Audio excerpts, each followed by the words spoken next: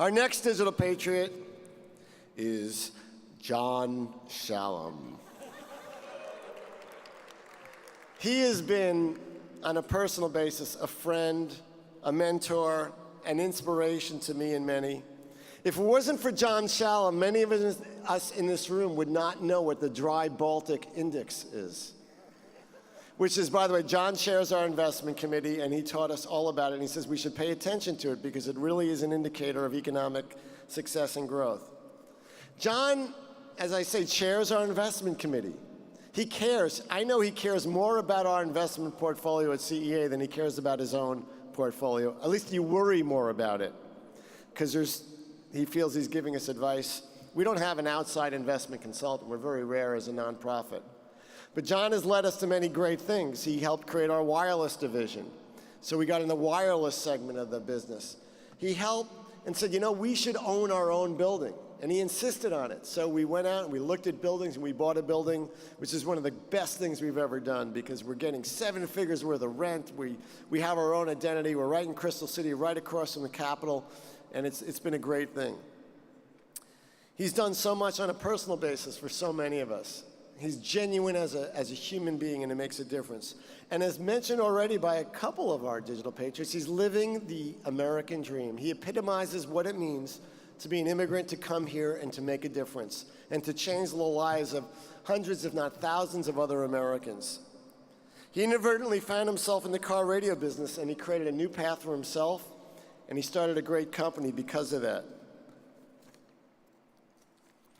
He grew that company into the globally successful consumer electronics company, AudioVox, now known as Vox. Look at the Vox brand on this slide. You are familiar with many. These are all owned by Vox Corporation. He owns them lock, stock, and barrel. And they're very successful, and they're across the world. John is always giving back to the industry and the community. He helped create and he heads several important CEA initiatives. He's a philanthropist for many great causes. He chaired and created and has spent 5 years creating and launching our foundation with the help of Larry Richtenstein and many others. So ladies and gentlemen, he is a true digital patriot, but please enjoy this video. John Shalam founded AudioVox Corporation, the predecessor of Vox International, in 1965, and currently serves as the company's chairman.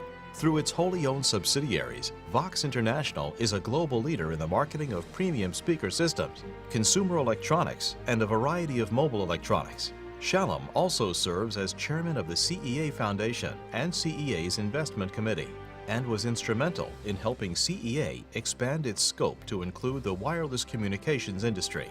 He has a long-term view of what the Consumer Electronics Show can do and what an association can do in standard settings, in foundation work, and in fact in bringing together people who otherwise would view each other just as competitors. The value of action. You can't just look at things and say this is where it's going, and I think that these will represent opportunities. You have to act on those things, sometimes taking risks, but always pushing the ball forward. John Shalam's story is the story of an American dream. In 1948, John and his family moved to the United States from Egypt after attending the Peekskill Military Academy and the Wharton School at the University of Pennsylvania. John began his career working for the Continental Grain Company in New York. From there, he formed a small trading company that grew over time into the consumer products leader we know today as Vox International, a NASDAQ-traded company with a global footprint and 30 major brands. It's not one of those leaderships that's way out in front. It's a pushing, gentle pushing from behind, but it's really a thanking people, working with people, building the team, and making them feel really special about all they've done to make it happen. John personifies innovation. You know, he came to the United States and built a company and has continued to expand that company's portfolio of products. He continually challenges the status quo.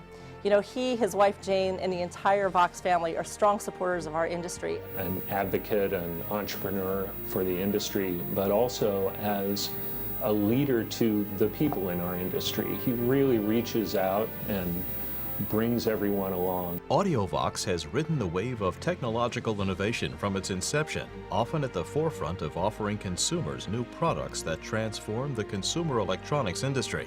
The company crossed the $100 million sales threshold in 1975 and the $1 billion sales threshold in 1998. Today, although John has passed on day-to-day control of the company, he remains its largest shareholder and continues to play a significant role in the company's expansion into Europe, Latin America, and Asia. And he's been steadfastly somebody who has helped us as a analog to digital world really make the transition. So yes, he's the digital patriot, but he's also the Ben Franklin of digital patriots. He's been there at every step of the way over a very long time. Getting volunteers to contribute their time to the industry because you do so much yourself. And you've really taught me more than you know. I really appreciate it. Thank you, John, and congratulations. I'm proud and honored to have served with you for so many years at the CEA, and I consider myself deeply fortunate to have been your friend. Congratulations. For his lifetime of dedication to the consumer electronics industry and his visionary leadership and guidance, John Shalam is a true digital patriot. Ladies and gentlemen, I present to you the industry digital patriot. Stop kissing my wife. John Shalam.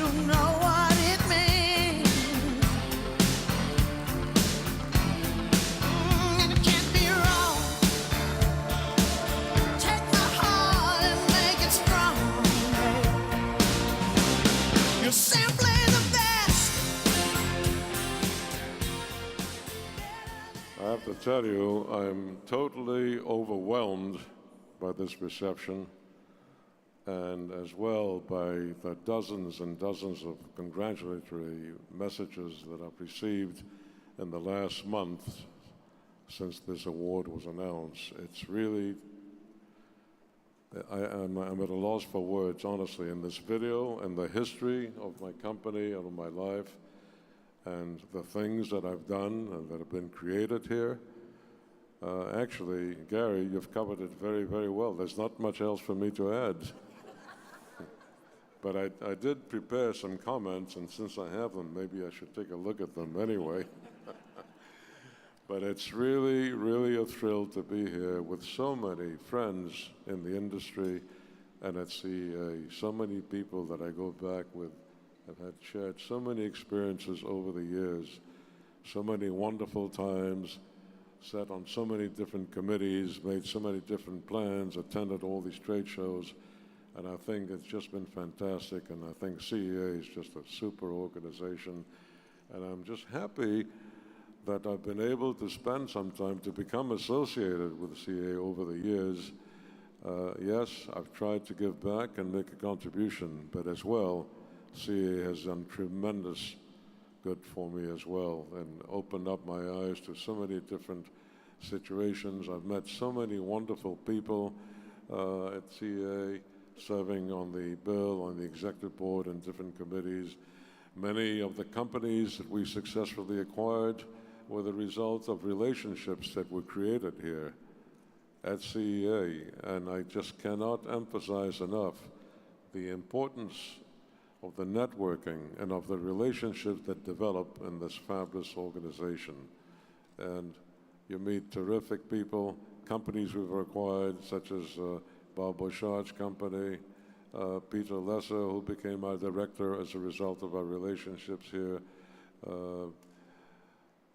others like that as well. It's been a tremendous, tremendous situation. So I'm honestly happy to be here with all of you tonight, and it just gives me a warm, glowing feeling to be recognized and to be congratulated, and it's something that I hope will happen in many of your lifetimes as well, because it's a very, very special and emotional and a loving feeling.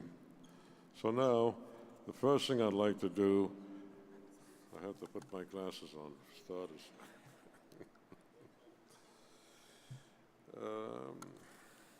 I think it's a great honor to be nominated as a digital patriot, and I think it's even more significant to be sharing the podium tonight with two such distinguished United States senators who spoke so well and deserved the wonderful recognition and deserved being nominated and receiving the award of Digital Patriots. They truly are digital patriots. And your acceptance speeches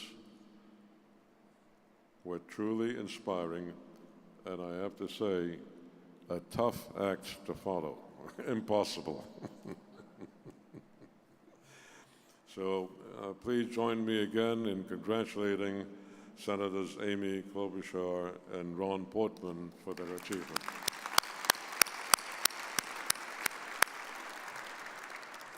By the way, Senator Portman, we seem to have much in common in our private lives, quite coincidentally.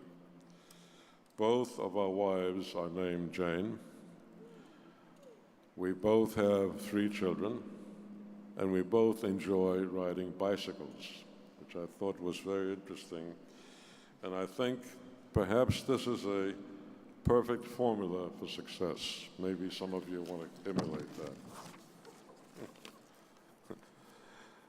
Now, let me take you back to 66 years ago when my family came to the U.S. from Egypt, and I was allowed to remain in this country on a student visa.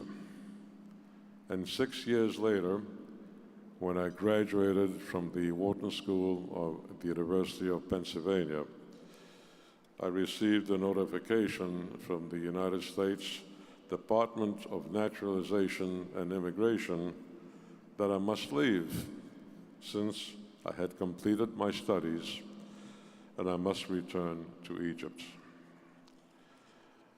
However, going back to Egypt was not an option. Life had changed drastically since the overthrow of King Farouk and General Nasser's revolution made it difficult for us to return to that country as we were no longer welcome there.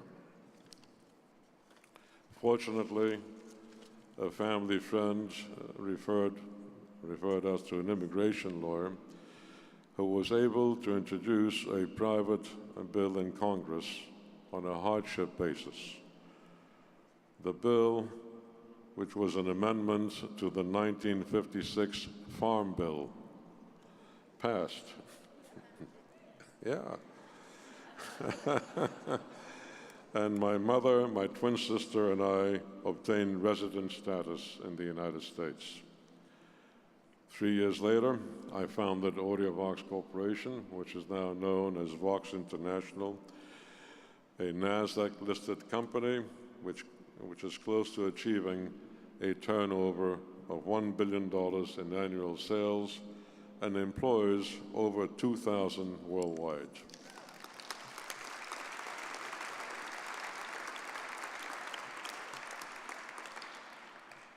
I was very lucky to be able to extend my stay in the U.S., and thanks to the countless opportunities and the conducive climate for entrepreneurship and innovation, I was able to establish my company and achieve our position in the consumer electronics industry. Clearly, had I not been allowed to stay in the U.S., it is unlikely that Vox, a 100% American-owned consumer electronics company, would exist today.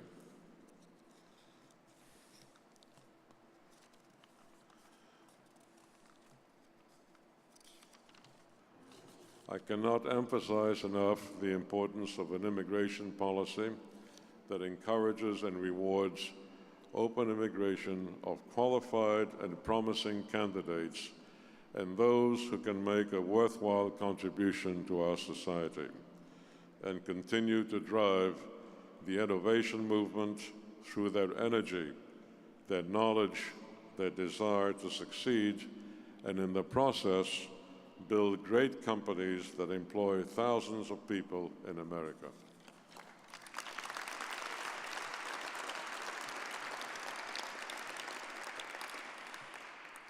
By stifling immigration, we turn away the brains and the talents that will fuel future generations of visionaries and innovators. And we run the risk of becoming a stagnant economy with limited growth, thus imperiling our position as a world leader in finance and commerce. America's success as a great and powerful country is the historical result of our diverse society, a society of immigrants fleeing oppression and religious discrimination and seeking a chance to build a better future for themselves and for their families. Thank you. We need to continue doing everything possible to encourage Congress to pass a comprehensive immigration bill and strengthen our economy with diversity, fresh new blood, new ideas, and innovative thinking. In closing, I want to salute Gary. Yeah.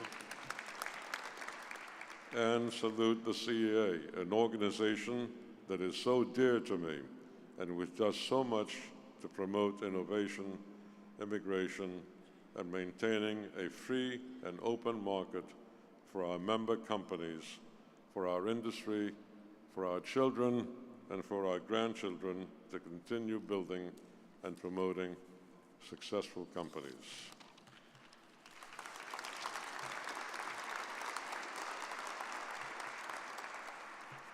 Thank you so much for the award, Digital Patriot, and for this great honor. It is greatly appreciated, and I will cherish this night and this memory.